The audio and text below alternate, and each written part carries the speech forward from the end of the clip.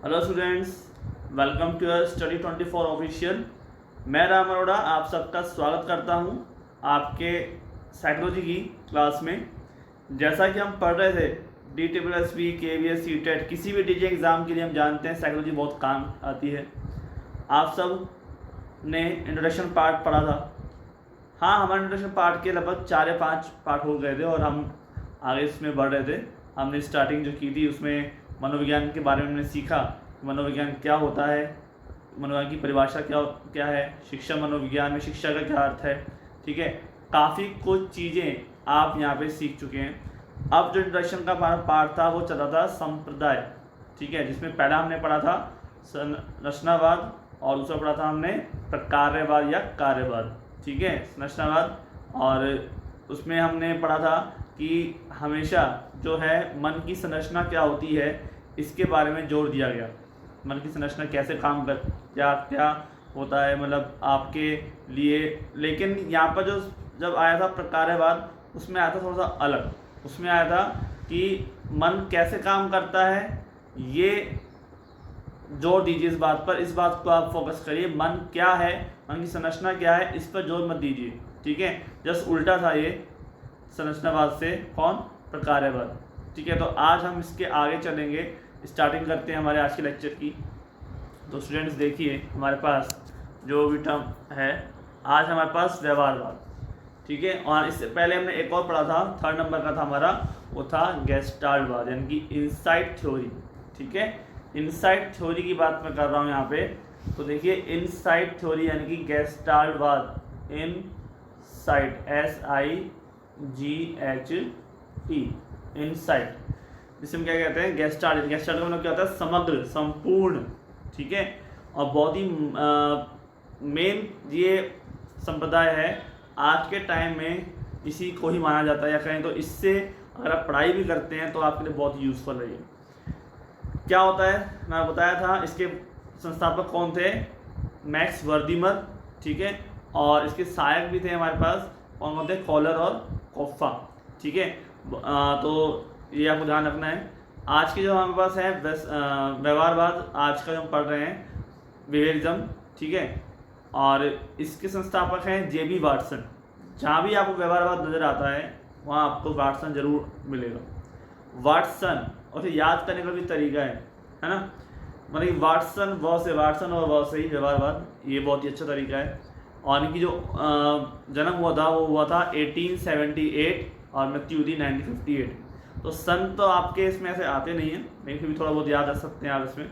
ठीक है, इन्होंने क्या कहा व्यवहारवाद में, इन्होंने क्या बताया, ये सब चीज़ें मैं आपको बताता हूँ। ऐसे इनका एक फेमस था, एक कथन था इनका कि आप मुझे कोई सा भी बालक दीजिए, मैं आप जो कहेंगे उसको बना दूंगा। आप जो भी कहें उसको मैं वही बना दूंगा। आप कहें तो चोर, आप कहें तो डाकू बनाना है, आप कहें तो इंजीनियर, डॉक्टर, पुलिस, जो आप कहेंगे मैं उस बालक को बना दूंगा। आप मुझे कोई सा भी बालक दे दीजिए। इसका मतलब क्या है, ये व्यवहार पर यानी कि आपके चारों तरफ के वातावरण पर निर्भर करता है कि आपको क्या बनना है। ठीक है, ये इस बात पर जोर देते थे। ठीक है, वंशानुक्रम जिसे हम कहते हैं, और एक वातावरण, दो चीज़ें हैं, और दोनों पर लगभग अब तक लड़ाई ही चल रही है। कई वैज्ञानिक कहते हैं कि वंश जो होता है यानी जेनेटिक जो होती है उससे आपका विकास होता है, उसके गुण आपके पास आते हैं। और कई कहते हैं कि आपके चारों जो वातावरण होता है उससे डिपेंड करता है कि आपका विकास कैसे होगा। ठीक है, तो ये कहते थे वाटसन की व्यवहार यानी कि आपके चारों का जो व्यवहार आप चारों देख रहे हैं, ठीक है, उनको बारे में आप उसके बारे में मेनली आप रखिए, मतलब कि उससे ही आपका विकास होता है। ठीक है स्टूडेंट्स, तो यहाँ पर हम बाकी चलते हैं। तो इनका मानना था कि मनोविज्ञान एक वस्तुनिष्ठ तथा प्रयोगात्मक मनोविज्ञान है। ठीक है, जो वस्तुनिष्ठ है और एक प्रयोगात्मक मनोविज्ञान है। कौन, मनोविज्ञान। ठीक है, इन्होंने कहा था व्यवहारवाद में, यानी कि वाटसन ने कहा था।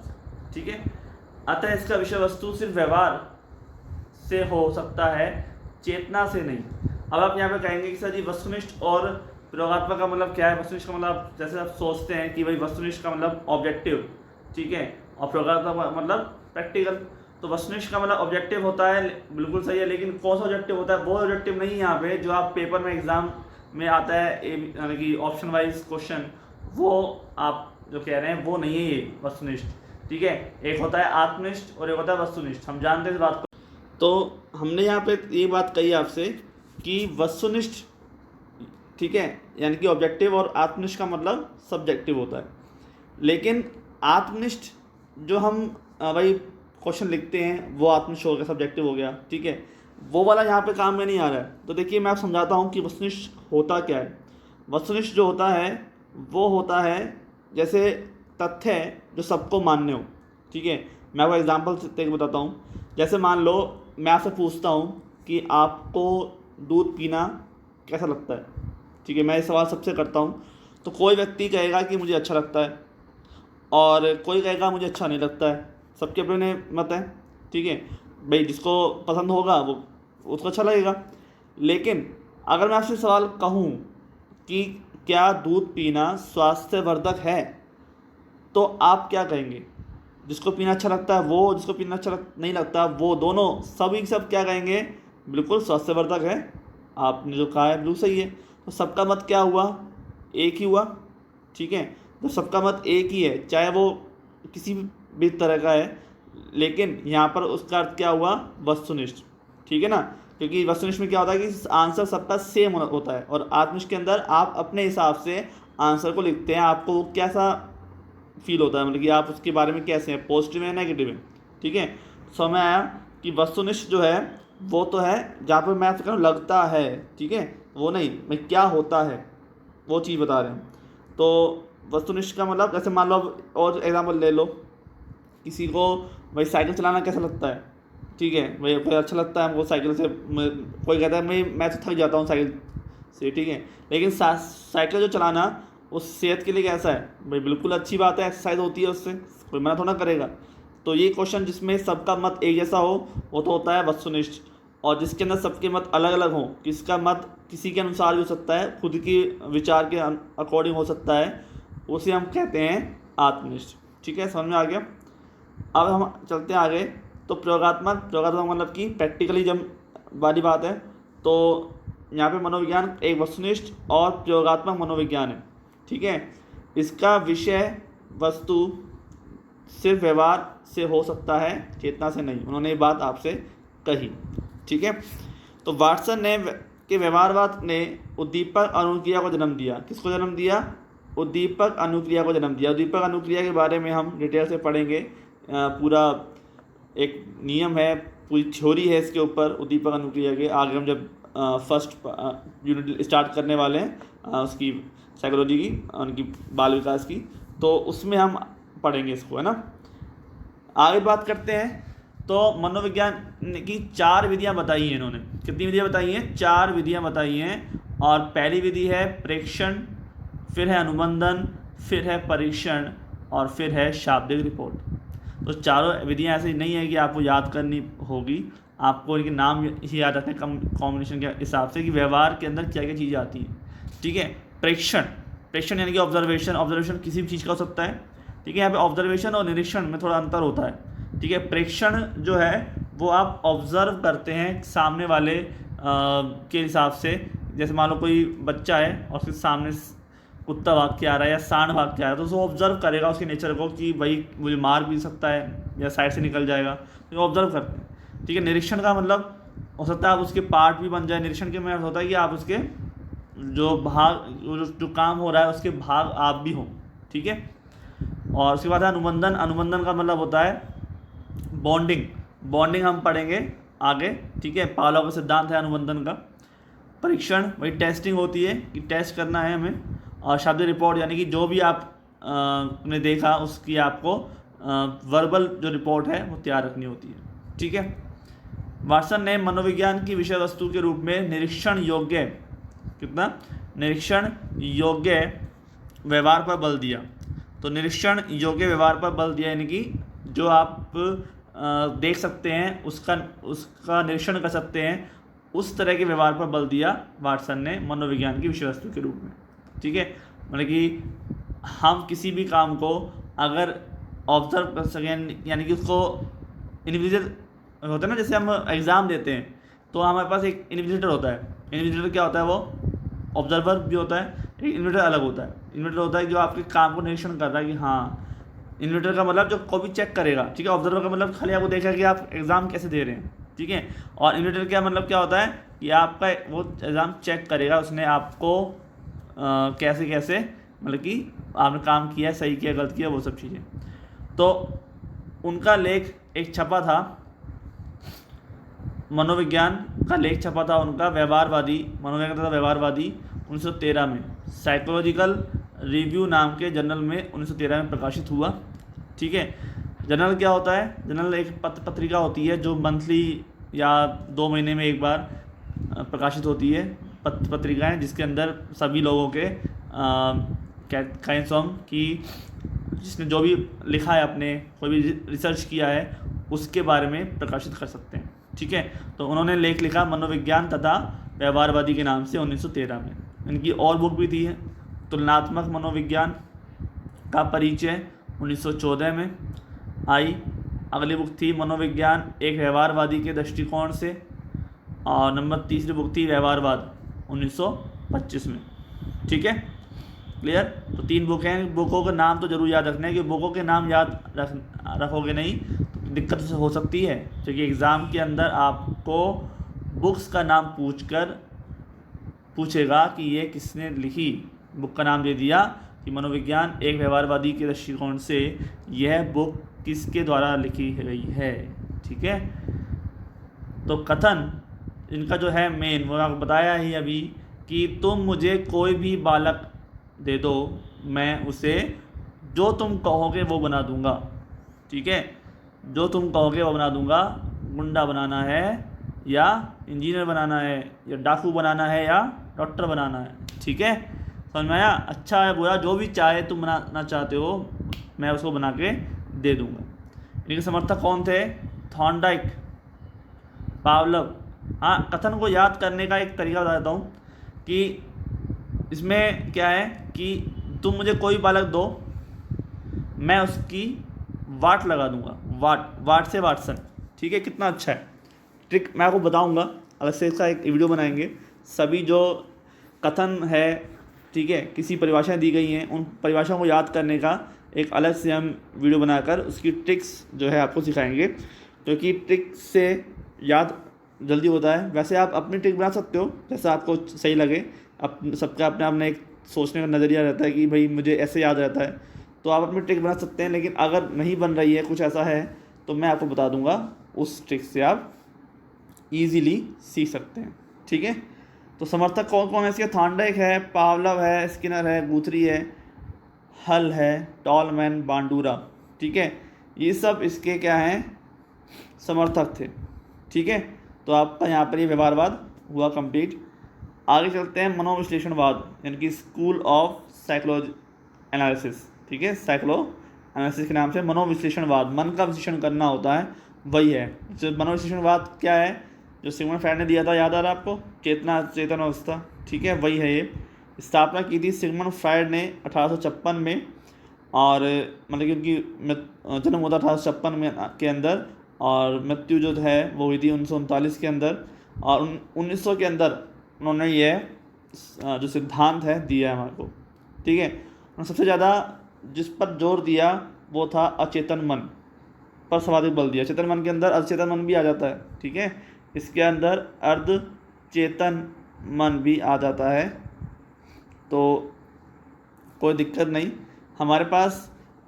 लेकिन उन्होंने ये कहा कि भाई, लोगों ने उनसे बोला कि अचेतन मन, चेतन मन और अर्धचेतन मन, इन तीनों पर आप व्याख्या करिए। तो सभी कारण तरह से असामान्य व्यवहारों का कारण क्या होता है? अचेतन मन होता है। उन्होंने ये बात बताई। असामान्य व्यवहारों का कारण, असामान्य व्यवहार कौन से होते हैं भाई? कोई व्यक्ति अगर किसी को मार देता है, या बहुत बड़ा एक तरह से गैंगस्टर बन जाता है, समझ रहे हो, एक तरह से विलन, ठीक है, यानी कि लोग जैसे डॉन होते हैं, समझ गए? तो वो क्यों बनता है? 2-3 तरीके होते हैं असामान्य व्यवहार करने के। एक तो उसके अंदर की जो इच्छाओं को अगर कोई व्यक्ति मतलब कि दबा दे, तो वो इच्छाएं, दमित इच्छाएं होती हैं, मतलब ये इच्छा नहीं कि बचपन से ही वो गुंडा बनना चाहता है, ठीक है, जो इच्छाएं होती हैं, जैसे मान लो कोई बच्चा ऐसा है उसको बचपन से ही ध्यान नहीं दिया गया, उसके विचारों को उसको हमेशा दबाया गया, ठीक है, उसको कोई काम करने नहीं दिया गया, तो वो व्यक्ति जब मन मन में सोचता रहेगा कि मैं तो मेरे साथ तो अन्याय हो रहा है, ठीक है, तो वो व्यक्ति या बच्चा सोचेगा कि मैं बड़ा होकर इसका विरोध करूँगा, ठीक है। तो कभी ना कभी विरोध होता है, जब बच्चा बड़ा होता है तो वो विरोध इस तरह से सामने आता है कि आपको वो लोगों को मार काट ये सब करने से, क्योंकि उसके साथ शोषण हुआ है, तो फिर वो उसको सुख मिलता है सामने वाले को दुख पहुँचाने से, ठीक है। समझ में आया? तो अचेतन मन के अध्ययन की 3 विधियाँ बताई गई हैं। एक तो है मुझ साचार्य विधि, दूसरी है सम्मोहन, और तीसरी है स्वपन की व्याख्या, ठीक है। 3 विधि हैं, मुक्त साचार्य विधि, सम्मोहन और स्वप्न की व्याख्या के समर्थक जो हैं वो है एना फ्राइड, अल्फ्रेड एडलर और एरिक एरिक्सन। एना फ्राइड यानी कि बेटी का नाम है एना फ्राइड, ठीक है। अल्फ्रेड एडलर और एरिक्सन, आप इसके बारे में पढ़ेंगे, एरिक्सन के बारे में भी आपको डिटेल से पढ़नी है, ठीक है। तो फ्राइड ने लैंगिक मूल प्रवृत्ति पर अत्यधिक बल दिया। लैंगिक मूल प्रवृत्ति यानी कि सेक्सुअल जो से हम कहते हैं बात, वो है ये, ठीक है। उन्होंने कहा कि हर एक व्यक्ति जब काम करता है, मतलब कोई भी अच्छा कैसा भी काम हो, उसके पीछे काम वासना जिसे हम कहते हैं सेक्सुअल, उसका प्रबल प्रभाव रहता है, ठीक है। तो ये देखिए आप इनका 1900 के अंदर, 1900 के टाइम यानी कि 20वीं शताब्दी शुरू नहीं हुई, 1919वीं है, तो उस टाइम से जब इन्होंने इस प्रकार के विचार प्रकट किए तो लोगों ने कहा ये तो ऐसी उल्टी सीधी बातें कर रहे हैं, तो गलत बात है ये तो इनके जो साथ देने वाले थे, ठीक है, 2 साथी अलग हो गए। उन्होंने कहा भाई हम तो काम नहीं करेंगे तुम्हारे साथ, ठीक है। अल्फ्रेड एडलर और कार्ल जुंग भी आ सकता है और युंग भी, ठीक है, ये दोनों थे जिन्होंने इनसे अलग होने का फैसला लिया, क्योंकि इन्होंने अपने विचार जो है वो लैंगिक मूल प्रवृत्ति, ठीक है, उन पर दिए। अब अल्फ्रेड एडलर ने अपना एक अलग से मनोविज्ञान के बारे में बात कही, तो उनका मनोविज्ञान था व्यक्तिगत मनोविज्ञान, कि व्यक्ति विशेष के हिसाब से जो व्यक्ति है वो अपने खुद के हिसाब से ही अपनी स्थितियां बनाता है, अपनी स्थितियां करता है। और कार्ल जुंग ने बताया कि विश्लेषणवादी मनोविज्ञान होना चाहिए। विश्लेषणवादी मतलब कि आपके जो भी आप काम कर रहे हैं वो खुद के अचेतन मन, यहाँ लिखा है संचित अचेतन मन, उसके द्वारा विकसित होता है। मैं आपको बताऊंगा इसका मतलब क्या है। तो पहले हम देखते हैं अल्फ्रेड एडलर के बारे में। तो उन्होंने कहा कि लैंगिक मूल प्रवृत्ति के स्थान पर शक्ति अभिप्रेरक को माना। उन्होंने क्या कहा कि हमें जो मूल प्रवृत्ति है ना वो लैंगिक नहीं है, वो शक्ति अभिप्रेरक है। शक्ति अभिप्रेरक का मतलब कि जैसे आप सोचते हैं, कई बार आप ये सोचते हैं कि मुझे उसकी तरह बनना है, उस नेता की तरह बनना है, मुझे उस नेता के पास कितनी पावर है, या जैसे कोई भी अंबानी है, उसके उनके बड़े बड़े बिजनेसमैन हैं, उनके पास कितनी शक्ति है, वो कुछ भी कर सकते हैं। या कोई बड़ा पुलिस अधिकारी है, उसके पास कितनी शक्ति है। तो शक्तियाँ जो हैं वो उससे कोई भी काम कर सकते हैं, है ना। तो ऐसा अगर मन में आता है तो वो चीज़ है कि अगर किसी के पास शक्ति है तो आपका काम आसानी से हो जाएगा। तो शक्ति अभिप्रेरक यहाँ पर ही इसी को माना गया है कि व्यक्ति जो है उसी तरह बनना चाहता है फिर, ठीक है। व्यक्ति जो है या बच्चा जो है वो उसी तरह बनना चाहता है। आपके मन में भी कई बार आया होगा इस तरह के विचार, ठीक है। हम कहते हैं कि IAS अधिकारी है, देखो वो आराम से कहीं भी जाता है, उसके कहने से कुछ भी हो जाता है, अब उसके एरिया में तो हो ही जाता है, ठीक है। तो वही चीज़ है यहाँ पर शक्ति अभिप्रेरक, कि व्यक्ति वही बनना चाहता है जिसके हिसाब से उसको ईजीली काम उसका हो सके, ठीक है। तो शक्ति अभिप्रेरक यहाँ पर इससे कहा गया है। कार्ल जुंग या युंग, ठीक है, कुछ भी आ सकता है, तो आप युंग और युंग में से कंफ्यूज ना हो, दोनों एक ही बात है। तो उन्होंने कहा कि संचित अचेतन जो अवस्था है आपकी, संचित अचेतन अवस्था का मतलब क्या है कि सामूहिक, ठीक है, कलेक्टिव अनकॉन्शियसनेस, कि लोगों के द्वारा कही गई बातों से जब आप बिल्कुल परेशान हो जाते हैं तो वो आपके मन में, दिमाग में बात जो है वो चलती जाती है, अचेतन अवस्था में चली जाती है। तो उससे ही आपका, अगर वो बुरी बातें हैं तो आपका जो विकास है वो बुराई में होगा, ठीक है। और जो आपका, अगर वो अच्छी बातें बोल रहे हैं, कुछ समझाने वाली बात है, तो वो आपका जो इच्छाएं हैं अंदर से उत्पन्न होंगी कि आप अच्छे अच्छे काम करो, ठीक है। तो इस तरह से उन्होंने समझाया था। न फ्राइडवादी, जो इनको हटाकर एना फ्राइड हो गए, यानी एरिक्सन हो गए, सॉलिवन, कैरन हानी और एरिक फॉर्म जो नए जुड़े इनके साथ, उनके नाम हमने यहाँ पे दिए गए हैं। तो एना फ्राइड तो पहले से ही थे, एरिक्सन भी थे, और कैरन हानी सब बाद में इनसे जुड़ गए, ठीक है। तो नया जो हमारे पास आया है अब मनोविज्ञान, वो है छठा मानवतावादी मनोविज्ञान। ठीक है, तो मानवतावादी मनोविज्ञान क्या है, इस बारे में हम आपसे बात करते हैं। ह्यूमनिस्टिक साइकोलॉजी, इसके समर्थक कौन है? अब्राहम मैस्लो, कार्ल रॉजर्स, इन सब के बारे में आपको डिटेल से पढ़ने को मिलेगा। लेकिन हाँ, इनके बारे में थोड़ा बहुत डिटेल हम भी बताएंगे आपको, क्योंकि ये सब जो हैं कहें तो आपको पॉलिटिकल यानी दर्शन शास्त्र में ज़्यादा मिलते हैं। ठीक है, मानवतावादी मनोविज्ञान ने व्यक्ति की स्वतंत्र इच्छाओं, आत्मवृद्धि तथा आत्मसिद्धि पर बल दिया। ठीक है, तो यहाँ देखिए आप, स्वतंत्र इच्छा है, आत्मवृद्धि है, आत्मसिद्धि है, इसके बारे में आपको मैं बताते रहता हूँ। मानवतावादी मनोविज्ञान, जैसे नाम से पता चल रहा है कि मानव के बारे में बात की जाएगी। मानव कैसा है, मानव क्या विकास कैसे होता है ना, उसके बारे में बात होती है। तो मानवतावादी मनोविज्ञान जो है जस्ट उल्टा था बाकियों से, मतलब कि वो कहते थे कि आप जैसे कह रहे हैं कि निरीक्षण करके, ठीक है, हमने पढ़ा था है ना इसमें, कि निरीक्षण करके और हम काम करेंगे, निरीक्षण करने से सब कुछ हो जाएगा, या फिर हम जो है प्रयोगशाला में प्रयोग करके सिद्धांत बनाएंगे। तो कहते थे ऐसा कुछ नहीं होता, प्रयोगशाला कुछ नहीं है, मतलब वो आपके सब झूठे हैं। मानव जो है उसकी जो समस्याएं हैं, ठीक है, उसको आप देखिए, मानव की जो समस्याएं हैं उनको देखिए, उससे ही सब कुछ है प्रॉपरली। मतलब कि आप जो है जो भी काम होता है मानव खुद की इच्छाओं के द्वारा कर सकता है। उसकी जो इच्छा है, उसकी जो आत्मवृद्धि या आत्मसिद्धि है, उस पर बल दिया। ठीक है, मानव का व्यवहार व्यक्ति की स्वतंत्र इच्छाओं से नियंत्रित होता है, न कि अचेतन मन के द्वारा। ठीक है, उसकी जो इच्छाएं हैं उससे ही निर्भर करेगा ये, ना कि उसके अचेतन मन के द्वारा ये करेगा। ठीक है, आत्मसिद्धि का मतलब वो नहीं है इसका कि तांत्र शक्ति व्यक्ति जो है वो कुछ नहीं है, तांत्रिक वगैरह नहीं है। यहाँ पर आत्मसिद्धि का अर्थ है सेल्फ एक्चुअलाइजेशन। ठीक है, इंग्लिश वर्ड जरूर आना चाहिए आपको, है ना। सेल्फ एक्चुअलाइजेशन की खुद के द्वारा आप कितना कुछ कर सकते हैं। जैसे मान लो आपको मैं बताया था कि नीट की तैयारी कर रहे हैं, लेकिन आपके अंदर जो शक्ति यानी आपके जो हौसला है, या कहे तो आपके अंदर जो स्टेमिना है वो आपके पास है, या आपके पास आपकी जो आप कर सकते हैं कॉलेज लेक्चरर की तैयारी।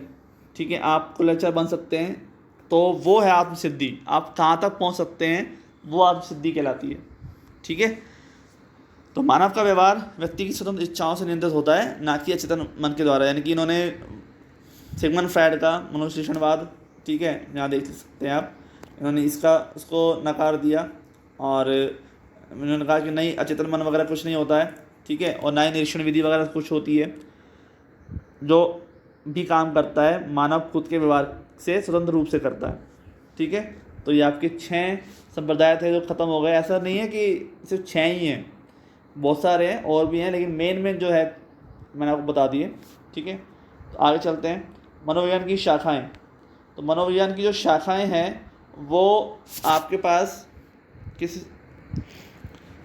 यानी कि जो शाखाएं हैं मुख्य से 2 भागों में बांटी गई हैं। एक तो है सैद्धांतिक या शुद्ध मनोविज्ञान, और एक है अनुप्रयुक्त मनोविज्ञान। ठीक है, सैद्धांतिक या शुद्ध मनोविज्ञान या अनुप्रयुक्त यानी कि अप्लाइड साइकोलॉजी, थ्योरेटिकल साइकोलॉजी या अप्लाइड।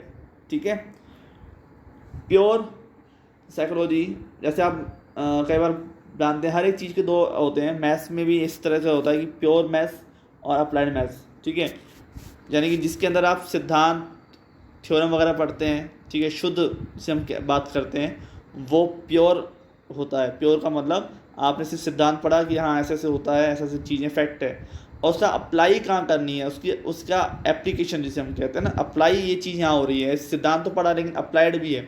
ठीक है, जैसे सूत्र वगैरह होते हैं, अब बताता हूँ मैं एग्जाम्पल से। सूत्र होते हैं आपके, सूत्र से आपने सूत्र लगाया इसका और आपका सवाल हल हो गया। मैथ के बारे में समझाता हूँ मैं आपको। ठीक है, तो हो गया आपका अप्लाइड। और एक होता है कि सिद्धांत यानी कि थ्योरी जिसे हम कहते हैं, थ्योरम्स प्रमेयों के द्वारा पढ़ते हैं। ठीक है, वो हो गया प्योर। ठीक है, यहाँ पे मनोविज्ञान के बारे में बात करें तो केवल ज्ञान ग्रहण करना वो होता है सिद्धांत में, और अनुप्रयुक्त यानी अप्लाइड में होता है सिद्धांतिक मनोविज्ञान के सिद्धांतों का विभिन्न क्षेत्रों में प्रयोग। ठीक है, समझ में आ गया आप? तो उसका प्रयोग करना विभिन्न क्षेत्रों में वो कहलाता है सैद्धांतिक, वो अनुप्रयुक्त यानी कि अप्लाइड। तो यहाँ पे कौन कौन सी शाखा हैं इसकी, यहाँ हम देखेंगे सामान्य मनोविज्ञान, असामान्य मनोविज्ञान, सामाजिक मनोविज्ञान, ठीक है, और